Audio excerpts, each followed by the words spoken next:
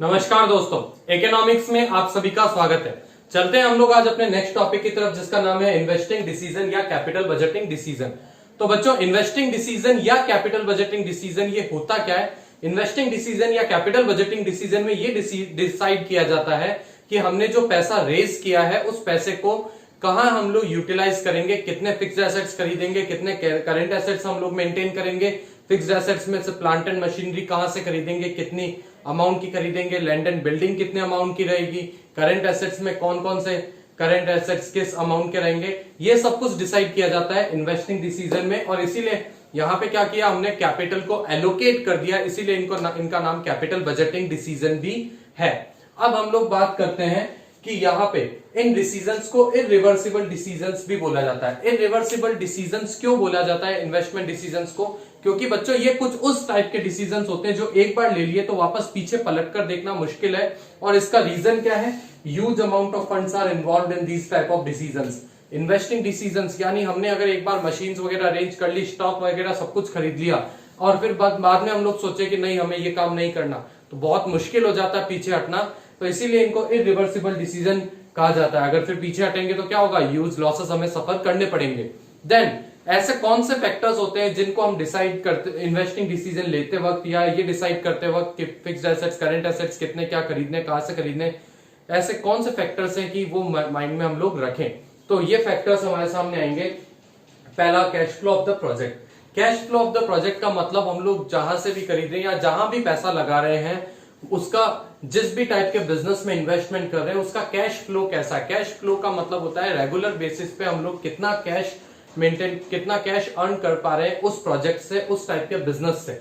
अगर हम कई बिजनेस ऐसे होते हैं जिनमें रेगुलर कैश बेसिस की कमाई होती है और कई बिजनेस ऐसे होते हैं जिनमें उधार का काम होता है। तो डिपेंड करता है ऑर्गेनाइजेशन के ऊपर कि वो किस टाइप का बिजनेस प्रेफर करना चाहता है। वो रेगुलर बेसिस की कमाई वाला बिजनेस प्रेफर करना चाहता है या उधार वाला। जैसे फॉर एग्जांपल अगर हम बात करें तो कोई जनरल स्टोर है, ग्रोसरी स्टोर है। अब जनरल स्टोर या ग्रोसरी स्टोर में क्या है, डेली की कमाई है, तो वो कैश फ्लो प्रोजेक्ट उसका अच्छा है। और अगर हम बात करें किसी इंडस्ट्रियल टाइप के बिजनेस की, तो अब इंडस्ट्रीज में नॉर्मली क्या होता है कि मैन्युफैक्चरिंग टाइम भी लंबा होता है, उसमें उधार में भी बेचा जाता है, उसमें कैश फ्लो कम है बट उसमें रिटर्न ज्यादा है।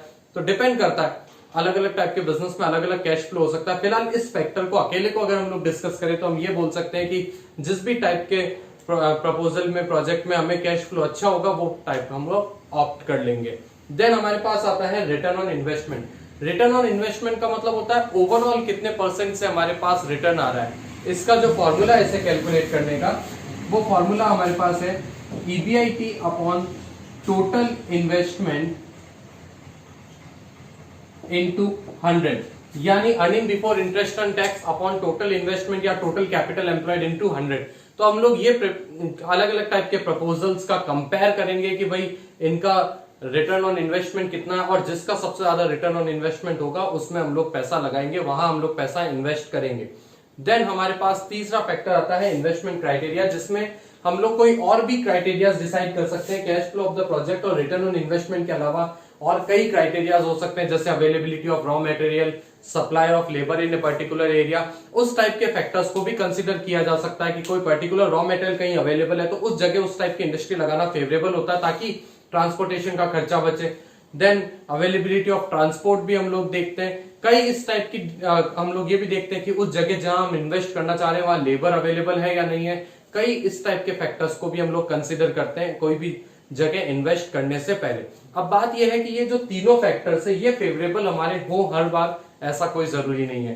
हो सकता है किसी प्रोजेक्ट में कैश फ्लो अच्छा है तो रिटर्न ऑन इन्वेस्टमेंट कम है, किसी प्रोजेक्ट में रिटर्न ऑन इन्वेस्टमेंट अच्छा है तो कैश फ्लो कम है, या कई बार हमारे कोई दूसरे क्राइटेरिया मैच नहीं कर पा रहे। तो ये हमारी टोटली हमारी फाइनेंशियल पोजीशन के ऊपर और हमारे ऊपर डिपेंड करता है, बिजनेस के ऊपर डिपेंड करता है कि वो किस टाइप की उसकी फाइनेंशियल पोजीशन है और वो किस टाइप का बिजनेस करना चाहता है, वो क्या किस चीज को प्रायोरिटी देता है, कैश फ्लो को प्रायोरिटी देता है या रिटर्न ऑन इन्वेस्टमेंट को प्रायोरिटी देता है। तो ये होता है इन्वेस्टमेंट डिसीजन। अब चलते हैं बच्चों हम लोग अपने डिविडेंड डिसीजन की तरफ। डिविडेंड डिसीजन क्या होता है? डिविडेंड डिसीजन मतलब वो डिसीजन है जिसमें ये डिसाइड किया जाता है कि जो हमारा प्रॉफिट हुआ है उसे हम कितना बांट दें और कितना हमारे पास बिजनेस के अंदर रिटेन करके रख लें, उस चीज को डिसाइड करना वही होता है डिविडेंड डिसीजन। उसे अगर बांटा जाएगा शेयर होल्डर्स में या जिन्होंने भी हमारे बिजनेस पे पैसा लगाया, तो वो जो बांटा जाएगा प्रॉफिट उसे बोलते हैं डिविडेंड, और जो प्रॉफिट हम लोग अपने बिजनेस में ही रखते हैं उन्हें बोला जाता है रिटेन्ड अर्निंग।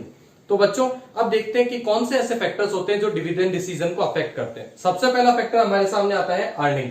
अर्निंग मतलब हमारे बिजनेस का प्रॉफिट कैसा हो रहा है, कैसी हमारे बिजनेस की अर्निंग है। हम लोग नॉर्मली क्या करते हैं, प्रीवियस ईयर या करंट ईयर के जो अर्निंग होती है उसी से डिविडेंड को पे करते हैं। नॉर्मली प्रीवियस ईयर की अर्निंग से ही डिविडेंड को पे किया जाता है। तो अगर हमारी प्रीवियस ईयर में अर्निंग कैसी है, अगर अर्निंग ज्यादा है तो हम लोग ज्यादा डिविडेंड डिक्लेयर कर सकते हैं, रिटेन अर्निंग कम रखेंगे, और अगर अर्निंग हमारी थोड़ी कम है तो हम लोग कम डिविडेंड डिक्लेयर करके रिटेन अर्निंग हमारे ज्यादा रखेंगे ताकि फ्यूचर के लिए हमारे पास पैसा पड़ा रहे। देन हमारे पास है stability of earning. Stability of earning मतलब हमारी जो पैसा हम लोग कमा रहे हैं उसमें कितना फ्लक्चुएशन है। अगर ओवर द इयर्स हमारी अर्निंग अच्छी खासी हो रही है, हमें पता है कि हमारी अर्निंग हर साल अच्छी हो रही है, बढ़ ही रही है, कम नहीं हो रही है, और इस टाइप का अगर हमें पता है तो हम लोग क्या करते हैं, हमें फ्यूचर में भी अर्निंग का अंदाजा रहता है कि हमारी अर्निंग अच्छी होगी और हम लोग क्या करेंगे, ज्यादा डिविडेंड डिक्लेयर करेंगे। और अगर हमारी स्टेबिलिटी नहीं है, एक साल प्रॉफिट होता है, एक साल लॉसेस होता है, तो हमें थोड़ा डर है कि भाई इस साल प्रॉफिट होगा या लॉसेस होगा, तो हम लोग क्या करेंगे, थोड़ा डिविडेंड कम बांटेंगे और हम लोग अपने पास रिटेन अर्निंग थोड़ी ज्यादा रखेंगे। देन हमारे पास आता है कैश फ्लो पोजीशन। हमारा जो बिजनेस है, हमारी जो कंपनी है, हमारा जो ऑर्गेनाइजेशन है, उसकी कैश फ्लो पोजीशन कैसी है। अगर हमारी कैश फ्लो पोजीशन अच्छी है, हमारे पास इनफ कैश पड़ा रहता है जिससे हम लोग किसी भी अपॉर्चुनिटी का फायदा उठा सके, तो हम लोग क्या करते हैं, डिविडेंड ज्यादा डिक्लेयर कर देते हैं। और अगर हमारी कैश फ्लो पोजीशन अच्छी नहीं है तो हम लोग डिविडेंड कम डिक्लेयर करेंगे और रिटेन अर्निंग हमारे पास ज्यादा रखेंगे। देन नेक्स्ट फैक्टर आता है बच्चों हमारे सामने ग्रोथ अपॉर्चुनिटीज। ग्रोथ अपॉर्चुनिटीज का मतलब है कि अगर अपना कंपनी अपना बिजनेस बढ़ाना चाहती है, यानी नया प्रोडक्ट लॉन्च करना चाहती है, या अपना जो प्रोडक्शन है उसी को बढ़ाना चाहती है, तो या कोई नई ब्रांच खोलना चाहती है, नई फैक्ट्री ओपन करना चाहती है, तो क्या होगा, फ्यूचर में खर्चा आएगा। और फिर उसके लिए कंपनी क्या करेगी, अगर ग्रोथ अपॉर्चुनिटीज है, कंपनी ग्रोथ करना चाहती है, तो अभी लेस डिविडेंड यानी कम डिविडेंड डिक्लेयर करेगी और रिटेन अर्निंग ज्यादा रखेगी, अपने पास ज्यादा प्रॉफिट रखेगी। और अगर कंपनी को ग्रोथ करने की इच्छा नहीं है नियर फ्यूचर में, तो वो क्या करेगी, वो ज्यादा डिविडेंड डिक्लेयर करेगी, रिटेन अर्निंग कम रखेगी। देन हमारे पास नेक्स्ट है प्रेफरेंस ऑफ शेयर होल्डर्स। अगर कंपनी के शेयर होल्डर्स हमारे यंग और वेल्दी है, यानी ऐसे शेयर होल्डर्स हैं जिनके पास अच्छा खासा पैसा, या यंग है जो रिस्क बेयर कर सकते हैं, लंबे टाइम तक इन्वेस्ट करके रख सकते हैं, तो कंपनी क्या करेगी, डिविडेंड डिक्लेयर कम करेगी। क्योंकि ऐसे शेयर होल्डर्स को क्या करना है, ऐसे शेयर होल्डर्स को मतलब होता है शेयर की मार्केट वैल्यू बढ़े, उनकी वेल्थ बढ़े। जबकि जो रिटायर्ड शेयर होल्डर्स हैं या थोड़े मिडिल क्लास टाइप के शेयर होल्डर्स हैं, तो उनको होता है कि रेगुलर बेसिस पे उनकी अच्छी इनकम आए। तो कंपनी के अगर वेल्दी और यंग शेयर होल्डर्स है तो कंपनी डिविडेंड कम डिक्लेयर करेगी, रिटेन अर्निंग ज्यादा रखेगी। जबकि अगर रिटायर्ड या मिडिल क्लास शेयर होल्डर्स है तो कंपनी क्या करेगी, डिविडेंड ज्यादा डिक्लेयर करेगी, रिटेन अर्निंग कम रखेगी। नेक्स्ट फैक्टर आता है बच्चों हमारे सामने टैक्सेशन पॉलिसी। टैक्सेशन पॉलिसी या टैक्स, इस पे भी कंपनी का डिविडेंड डिक्लेयर करना डिपेंड करता है। अगर कंपनी को हाई टैक्सेस पे करने पड़ रहे हैं तो कंपनी क्या करेगी, हाई टैक्सेस पे करने के लिए कंपनी को पैसा चाहिए, तो वो क्या करेगी, डिविडेंड कम डिक्लेयर करेगी और अपने पास रिटर्न अर्निंग ज्यादा रखेगी।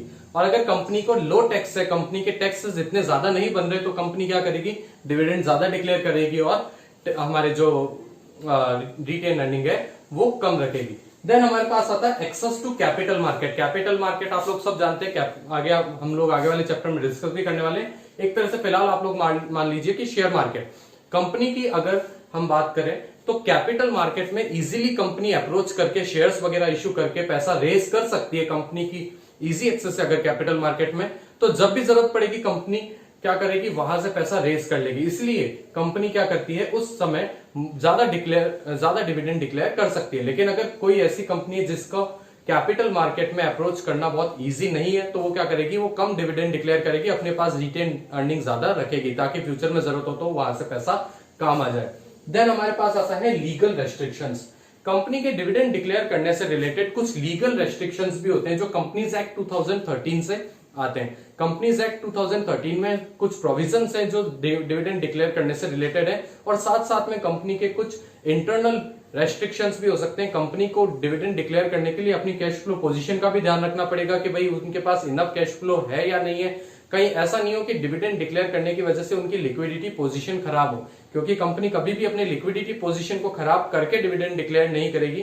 तो ये कुछ लीगल रेस्ट्रिक्शंस भी हमारे फैक्टर बनता है डिविडेंड को डिक्लेयर करने में। देन हमारे पास आता है कॉन्ट्रेक्चुअल कॉन्स्टेंट्स। कॉन्ट्रेक्चुअल कॉन्स्टेंट्स का मतलब क्या है कि कंपनी अगर किसी से लोन लेती है, किसी एजेंसी से, बैंक से, तो वो एजेंसी या वो बैंक यानी वो फाइनेंशियर वो फाइनेंशियर कंपनी के ऊपर कुछ रेस्ट्रिक्शंस लगा सकता है डिविडेंड डिक्लेयर करने से रिलेटेड, क्योंकि उसे अपनी जो इंटरेस्ट इनकम है वो एश्योर करनी होती है कि भाई उसे भी बराबर इंटरेस्ट भी मिलता रहे, उसे बराबर कमाई हो, तो वो अपनी क्या कर सकता है, वो रेस्ट्रिक्शंस इंपोज कर सकता है कंपनी के ऊपर डिविडेंड डिक्लेयर करने के अंदर। नेक्स्ट फैक्टर आता है बच्चों हमारे सामने स्टॉक मार्केट रिएक्शन।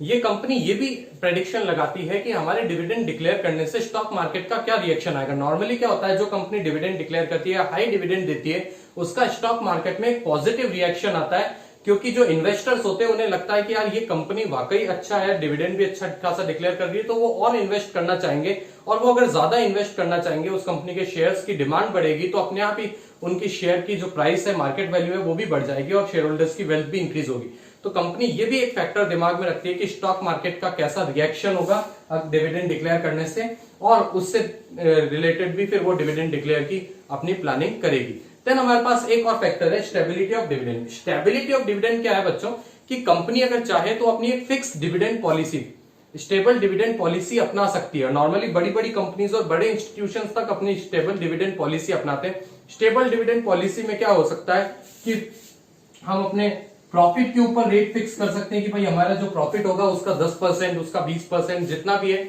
उस एक फिक्स डिविडेंड हम अपने शेयर होल्डर्स को देंगे। कंपनी चाहे तो इन्वेस्टमेंट के ऊपर भी हम अपनी रेट डिसाइड कर सकती है कि जिसने जितना इन्वेस्ट कर रखा है उसका कुछ परसेंट अगर बात करें तो डिविडेंड के रूप में उसे हर साल मिलेगा। या कंपनी चाहे तो उसमें इस तरह से भी अपना सकती है कि एक फिक्स इन्वेस्टमेंट पे इतना मिलेगा और कुछ एक लिमिटेड प्रॉफिट होने से ज्यादा अगर प्रॉफिट हुआ तो उस पर और मिलेगा। तो इस तरह से कंपनी अपनी एक स्टेबल डिविडेंड पॉलिसी अपना सकती है, और कंपनी उस अपने जो डिविडेंड पॉलिसी है या stable dividend policy, dividend per share company ने जो रेशियो डिसाइड कर रखा है उसे तभी बढ़ाएगी जब कंपनी को इतना एश्योर हो जाए कि उनकी जो अर्निंग पोटेंशियल है वो बढ़ चुकी है। और अगर जब तक उनकी अर्निंग पोटेंशियल उनको ऐसा नहीं लगता कि वो बढ़ी हुई है, तो वो क्या करेगी, एक फिक्स डिविडेंड पॉलिसी से हर साल डिविडेंड डिक्लेयर करेगी। तो बच्चों ये कुछ फैक्टर्स थे हमारे जो डिविडेंड डिसीजन को अफेक्ट करते हैं। तो आज के वीडियो में बस इतना ही। आज का वीडियो कैसा लगा, अगर अच्छा लगा हो तो वीडियो को लाइक कीजिए, शेयर कीजिए, चैनल को सब्सक्राइब कीजिए, और अपने जो भी डाउट्स है हमें कमेंट सेक्शन में लिखकर बताइए। Thank you.